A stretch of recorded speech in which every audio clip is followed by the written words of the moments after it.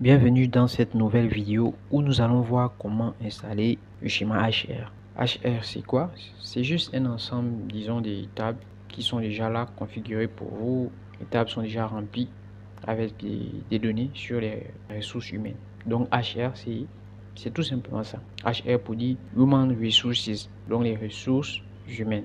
C'est tout. Ce n'est pas une chose extraordinaire, c'est tout simplement qu'on aura à disposition des tables pour travailler avec. Vous pouvez par exemple faire du PLSQL en travaillant avec ces différentes tables. Vous pouvez faire vos procédures, les triggers, curseurs et bien d'autres. Donc on se rend sur ce site officiel, c'est GitHub, où nous avons le dépôt pour HR par rapport aux différentes versions d'Oracle. Moi j'ai la version 21C, si vous avez la version 23C ou 19, 18, cliquez juste sur le lien de votre version. Moi c'est ici, je clique là, 21C. Si vous êtes à 23C, cliquez ici. Ne vous inquiétez pas, il s'agit juste de télécharger un fichier zip et à l'intérieur on aura juste un document avec un ensemble de fichiers SQL, c'est tout. Il n'y a rien d'extraordinaire. Donc téléchargez HR selon votre version.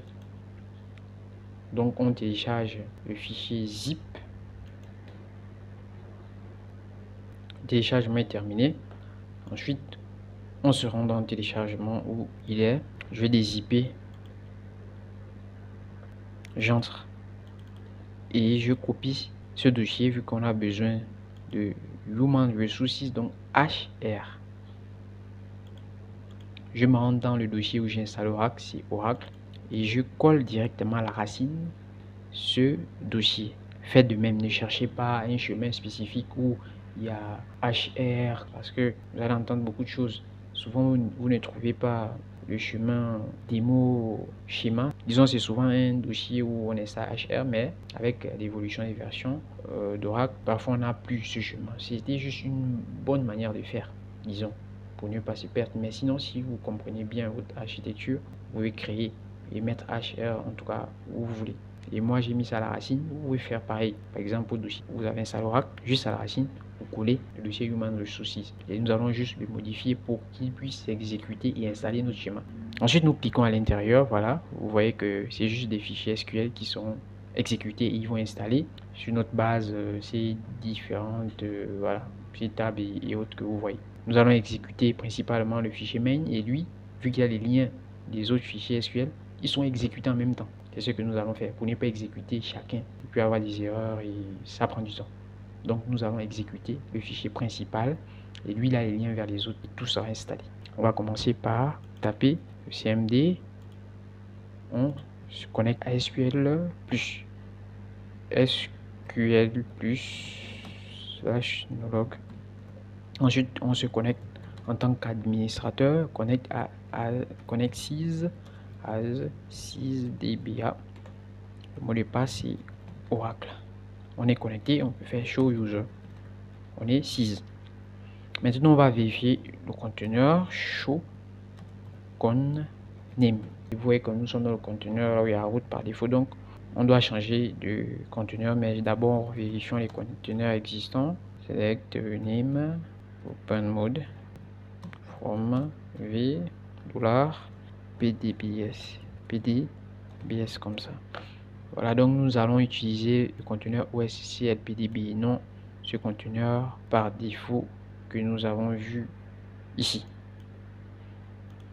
Remarque, si vous avez ORCLPDB en mount, c'est-à-dire fermé, vous devez exécuter la commande alter pluggable database, le nom ORCLPDB open, tout simplement. Donc si vous avez votre ORCLPDB ou autre conteneur PDB ici, mais en mode mount et non read and write, vous tapez cette commande pour l'ouvrir. Si je lance par exemple, on dit que voilà, donc il est déjà ouvert, donc pas besoin de l'ouvrir. Mais si vous voyez ici en mount, tapez ça et il s'ouvre pour éviter les erreurs. Maintenant nous pouvons entrer dans le conteneur en faisant alter session. Set conteneur est égal à ORCLPDB.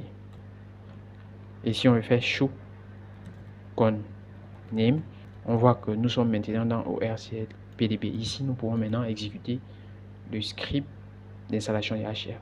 Mais bien avant, nous allons faire quelques modifications, vu que Human Resources se trouve dans ce chemin-là, nous devons adapter les liens de ces différents fichiers SQL que lorsqu'on exécute HR, on va bien exécuter ces autres fichiers. Donc, nous devons bien mettre les liens. Donc, on clique ici. Nous allons modifier tous ces liens que vous voyez en bas vers hrcre, hr.populate, hr code. En fait, ce sont ces fichiers que vous voyez là. Index code, populate. Donc, nous devons prendre le chemin exact des fichiers. Donc, on vient ici. Mais anti-slash, la différence, on va ajouter .sql. Vous voyez qu'il y a base pour exécuter. On va faire la même chose pour les autres. On modifie ça. .sql. Enfin, celui-là. .sql. Et on sauvegarde en faisant un CTRL S. On vérifie s'il n'y a pas un chemin qu'on a oublié. C'est bon. Et maintenant, nous allons également modifier un autre fichier dans Home. Voilà le chemin Network Admin. En fait, ici, vous allez chercher, selon votre version, le dossier où vous avez admin, tout simplement. Ça peut changer si vous êtes à la version 23C ou bien 19C ou 18 ou les autres versions. Cherchez tout simplement le dossier, vous allez voir Network. Une fois que vous trouvez Network, vous allez entrer dans le dossier admin de Network. Ensuite, à l'intérieur du dossier admin, vous allez voir ce fichier appelé tnsnames.ora. On clique sur ce fichier. Pourquoi modifier ce fichier? Tout simplement parce que nous n'avons pas la connexion à ORCL PDB. Vous voyez que vous avez juste ORCL, vu que lors de l'installation du HR, ce sera un script automatique. Il va chercher ORCL PDB que nous avons spécifié. Donc le conteneur où nous sommes, il va le chercher. Donc ici, nous allons mettre ORCL PDB. J'ai juste copié ORCL. J'ai fait la même chose pour ORCL PDB. Ici, je vais mettre localhost. Je ne laisse pas le nom de ma machine et je vais mettre localhost tout simplement. Et ici, je vais mettre ORCL PDB. C'est simple, vous copiez, vous collez, modifiez ORCL en ORCL PDB, host localhost, port on laisse, et ensuite service c'est ORCL PDB. Ensuite, on fait un CTRL S, on ferme. Une fois que c'est fait, nous avons préparé le terrain. On vient maintenant ici exécuter HR. Pour exécuter HR, on revient dans Human Resources. On prend toujours le chemin de hr.main vu que c'est lui qu'on veut exécuter. Voilà. Son nom c'est hr.sql. Lui, on l'exécute. Et vu que à l'intérieur de hr.main, il y a le lien des autres fichiers, ils sont aussi exécutés. Donc, c'est une manière d'exécuter tout. Donc, on met arrobase pour rendre exécutable et on lance. Ensuite, on demande maintenant le nom qu'on veut, le mot de passe d'utilisateur HR. On va donner HR tout simplement. On met users ici. Ici, on met temp. Le mot de passe de RAC, donc de l'administrateur, c'est tout simplement RAC. Paf. Le dossier où vous voulez mettre vos logs, vous pouvez tout simplement copier ici Human Resources. Il y aura les logs quand il y a à jour, quand vous allez faire des modifications sur le schéma, ou encore lorsque vous allez interroger le schéma, insérer. Donc il y aura des logs. Les logs seront tout simplement dans ce dossier. On entre. Ensuite, la connexion au RCLPDB. Raison pour laquelle nous avons spécifié ORCLPDB dans le TNS name.ora pour ne pas avoir des erreurs. Donc ici, on met connect ORCLPDB.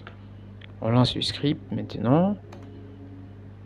Super, on a créé notre schéma HR. Si on voit ce qui s'est passé, c'est quoi? Au début, il y a tout simplement la création d'utilisateur HR, ensuite le schéma complet. Donc au début, on crée l'utilisateur, on donne à l'utilisateur les privilèges nécessaires et ensuite création du schéma, donc les différentes tables, vous voyez, département, job historique, travail et bien d'autres. Voilà.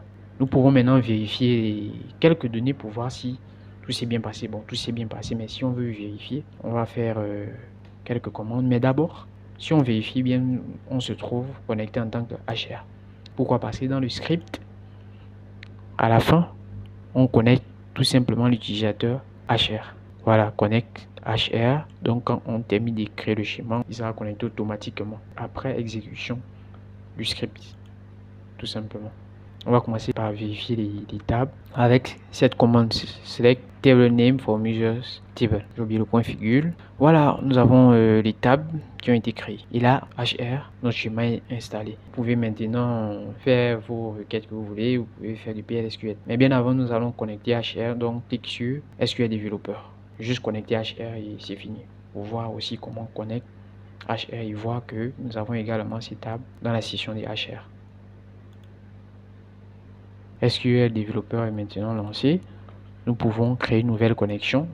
Nous allons connecter l'utilisateur HR qui a été créé. Je peux mettre HR, tout simplement le nom HR. Le nom d'utilisateur, c'était HR par défaut, là, mais plutôt le mot de passe, on a précisé, c'était HR. Et on laisse le rôle par défaut. On se met ici dans le nom du service, c'est ORCLPDB. On teste la connexion. Super, succès. On connecte HR. HR est connecté et on voit bien ici que nous avons les tables. Je vous remercie d'avoir regardé la vidéo et prochainement on fera certainement du PLSQL ou autre vidéo sur d'autres sujets sur Oracle. Vous pouvez me proposer en commentaire. Merci et à bientôt.